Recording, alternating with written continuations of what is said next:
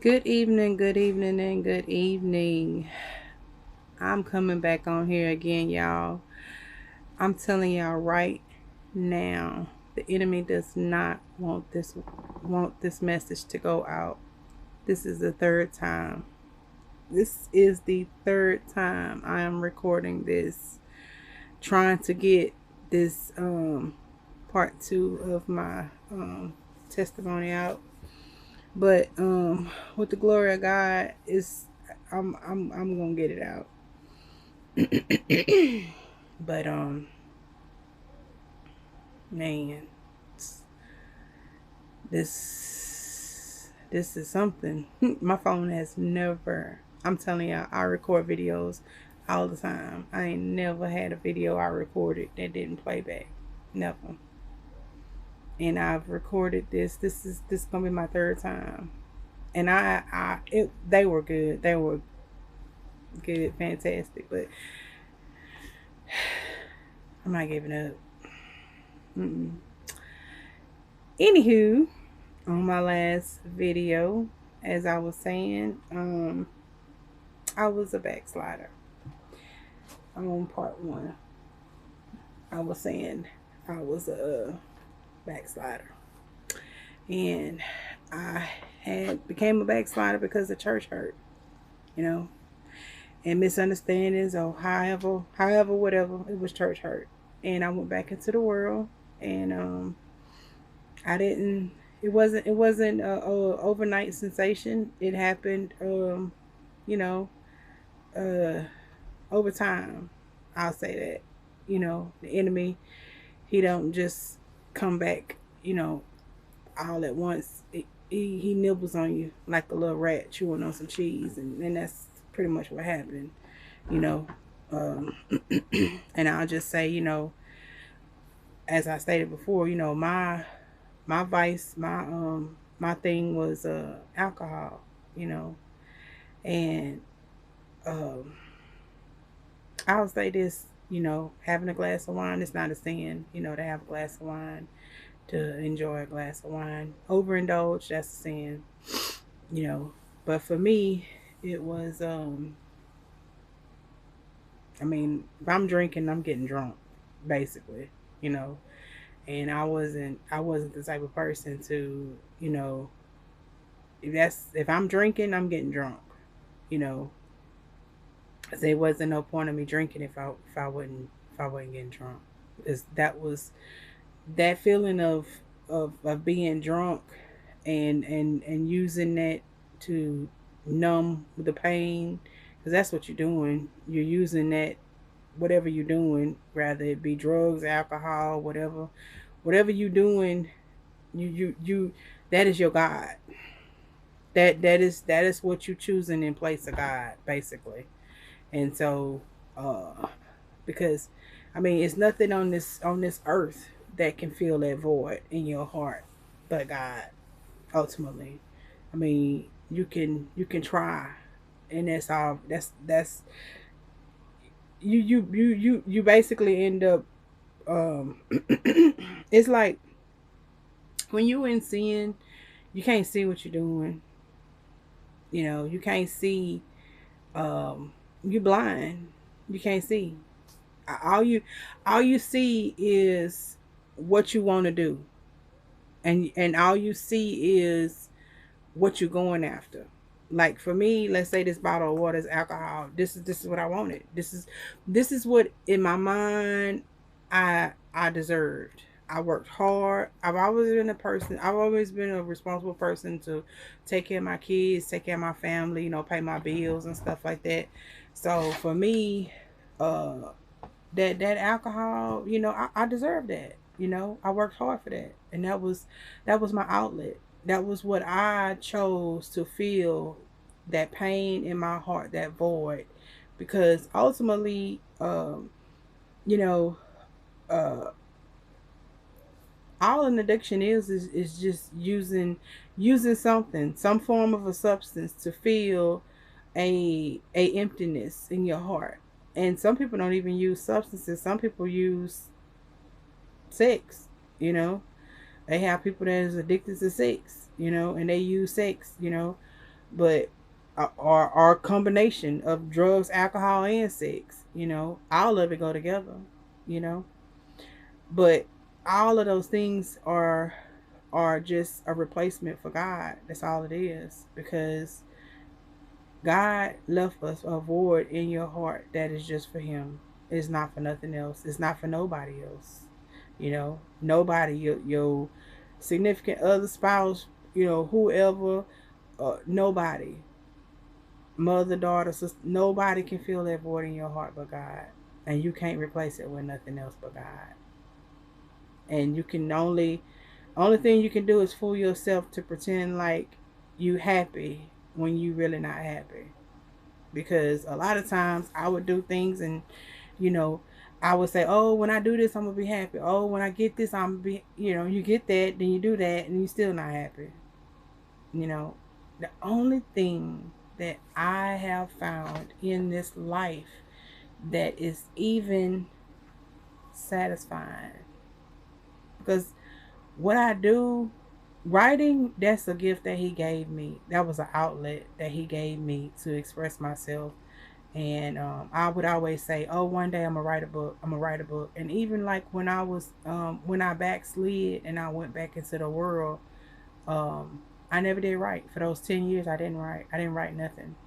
And I would always tell people, oh, I used to be a writer when I was younger, and I used to write poems, and I used to write, poetry, and one day I'm gonna write a book. I would always say, one day I'm gonna write a book. I'm gonna write a book.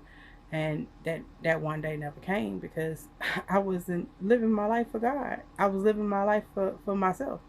I was doing what I wanted to do, you know, and I wasn't worried about sacrificing nothing for God. I was trying to get that alcohol. I was living for my days off. You know what I'm saying? I was living for me. You know, I felt like that was my reward. I worked hard. I worked hard for that. I worked hard to drink that alcohol, to get drunk, to earn my ticket into hell. If I'm being real, devil don't tell you that though. All he wants you to do is to do whatever you're doing and stay on that road and get further and further and further away from God. That's all he wants. He don't care about you. He don't tell you that at the end of your life, your decisions have a price tag on them.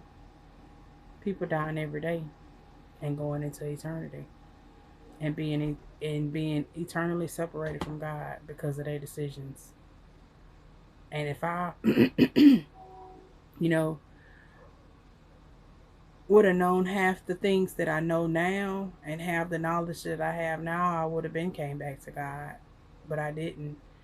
And but I thank God for His grace and His mercy, because His grace and His mercy is what helped me get to this point I am in my life. Because it was a lot of times I would go get in my car in the middle of the night, drunk as a skunk, go and get in my car, get on the freeway, and go and drive to another city to go get some alcohol. Going to another city where you can buy alcohol all night long, just because I was not ready to stop drinking. Yeah. And other people people compare their, oh well, you do this, you do this, I don't do that. You can't compare. Like, you can, sin is sin, but not all sin is sin. But to God, He don't look at it like, oh well, you do this, you don't do that. We do that. We look at sin like that. you know Now, true enough, not all sin is sin, and God weighs sin differently, and that's and He, He does that how on His measures, because He's God. But we look at we look at our own, we look at other people's sin, and we're like, oh well, this person do that, but I don't do that. Like it makes a difference because you don't do that, but you do this, but you don't do that. You know, it's all sin, and it's all leads to the same place, and it all leads to eternal damnation, and it all leads away from God. And the devil don't tell you that. All the devil wants you to do is to keep on indulging in whatever it is you indulging in that keeps you separated from God. That's it. That's the short answer. And he don't care how long that you stay in that. He don't care. Because at the end of the day, all he wants is the soul. He just want, it's like these demons, they just want to test drive your your soul. They don't have their own body and they want a body.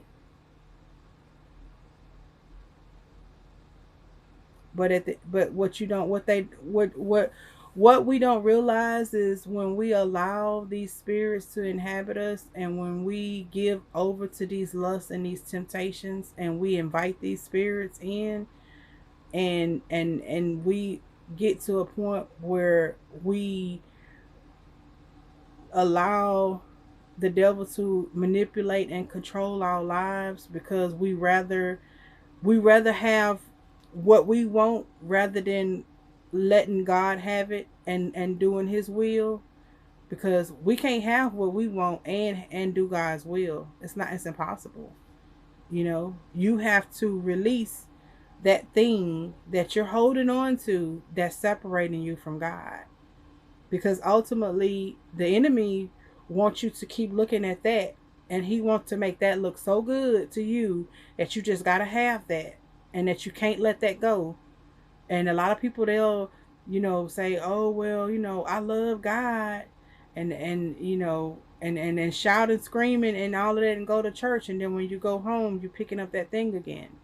You're picking up whatever it is, whatever that thing is, you picking it up, and I love God, but I can't let go of this. But God say, if you love me, you'll keep my commandments. You know?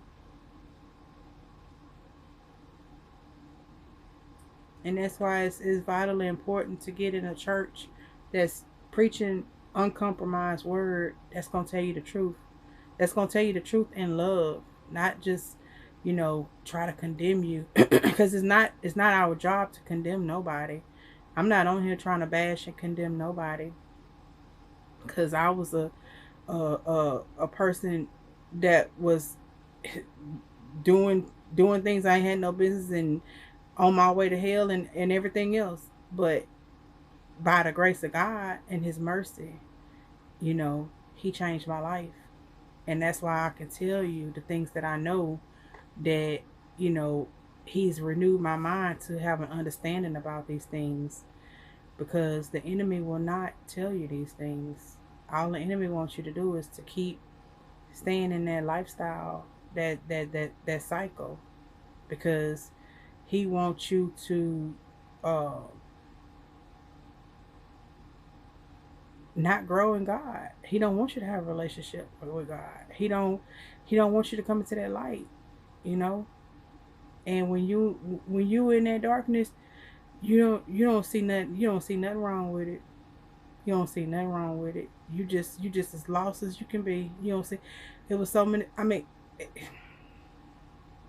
I can just tell you so much. It's just, I just thank God for his grace and his mercy, because, you know, I look at my life now, I don't even know half the time who I am.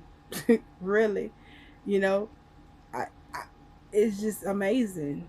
But it's amazing because only God can do that, you know.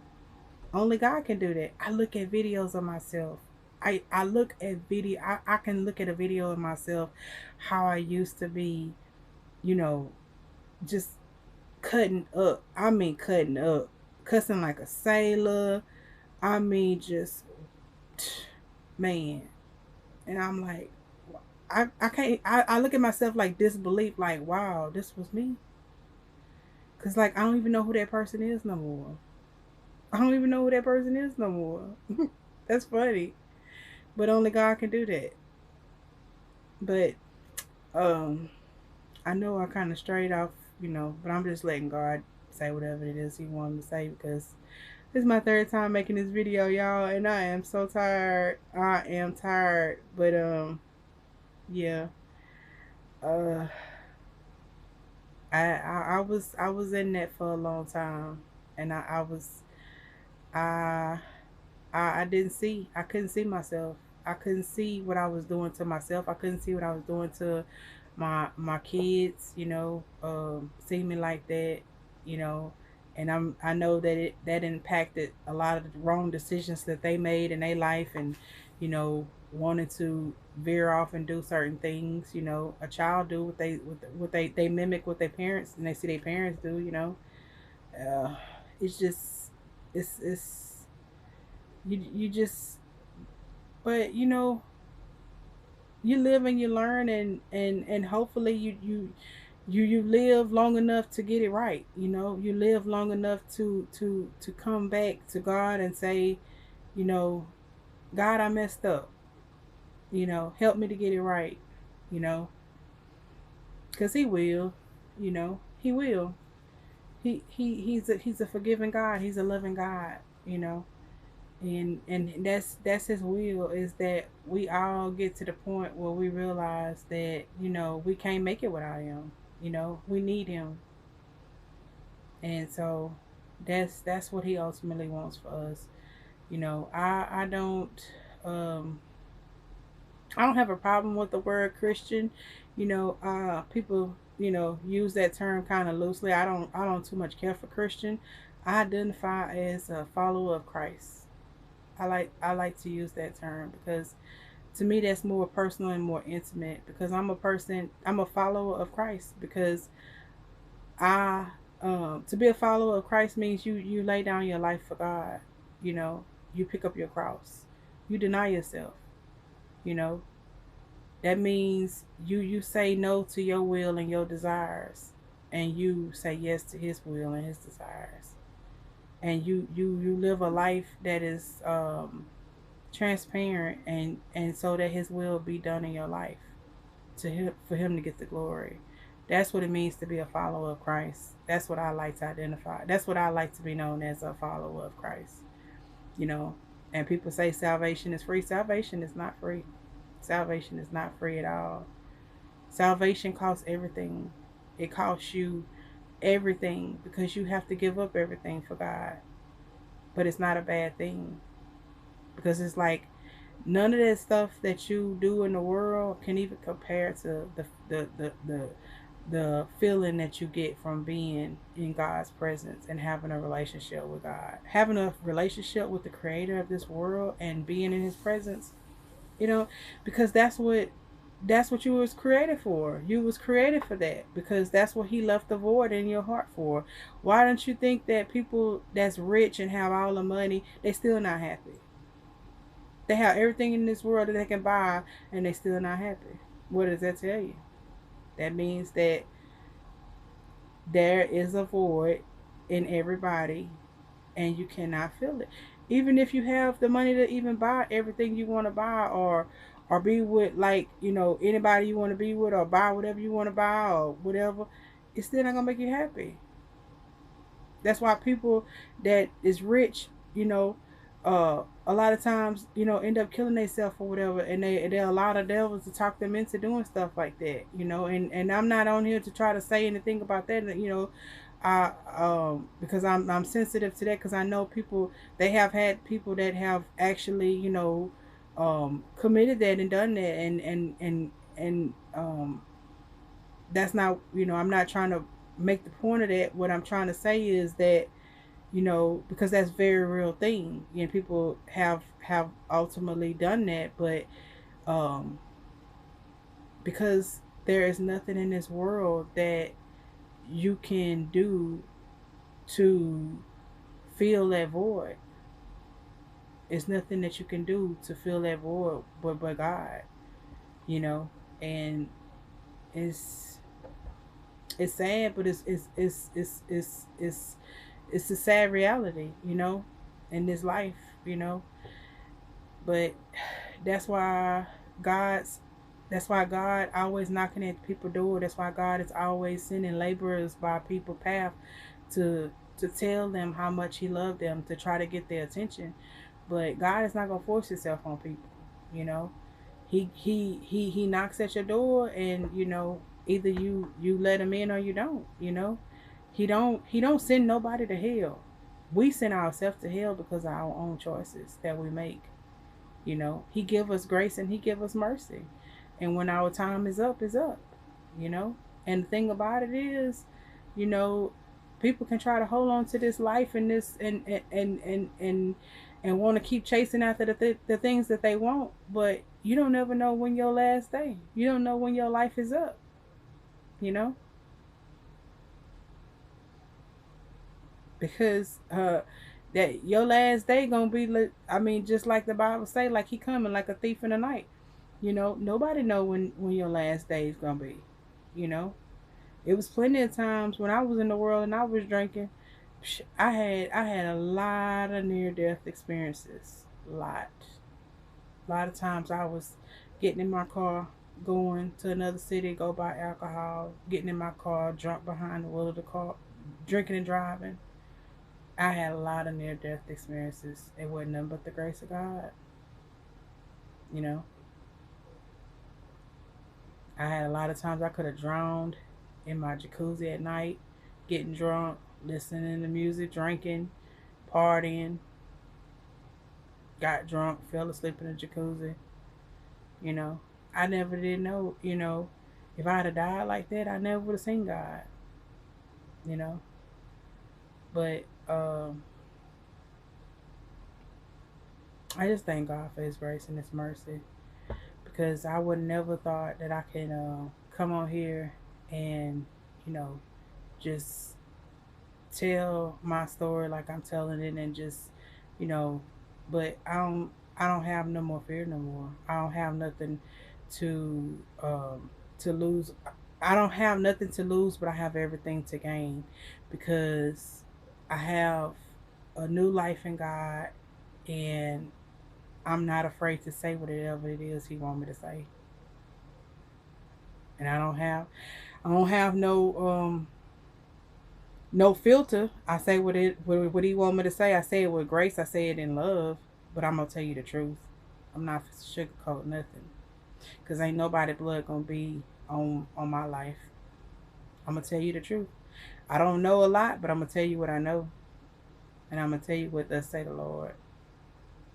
Because people think that they got a lot of time, but who's to say? Because we in the last days, and God getting ready to come back and judge this world. And people need to get right and get their life to God. That's all I can say. And I really didn't go into detail a lot about that second on this second part, but uh, I said enough for right now. So I'll share some more later in another video. Cause like I said, this is the third time I've made this video, and I'm really tired right now. But I love y'all. Be blessed. This was part 2 of my testimony, and I'll share some more in the next one. This is April Griffin with Inspirational Voices of God. Y'all keep God first. Give him your heart. If you haven't gave him your heart, let God come in your heart and do a work in your life and save you and deliver you, because he's a deliverer, and he wants to save you. He wants to deliver you. He wants to get to know you. He's real, and he's coming back real soon. In Jesus' name, amen. Glory to God.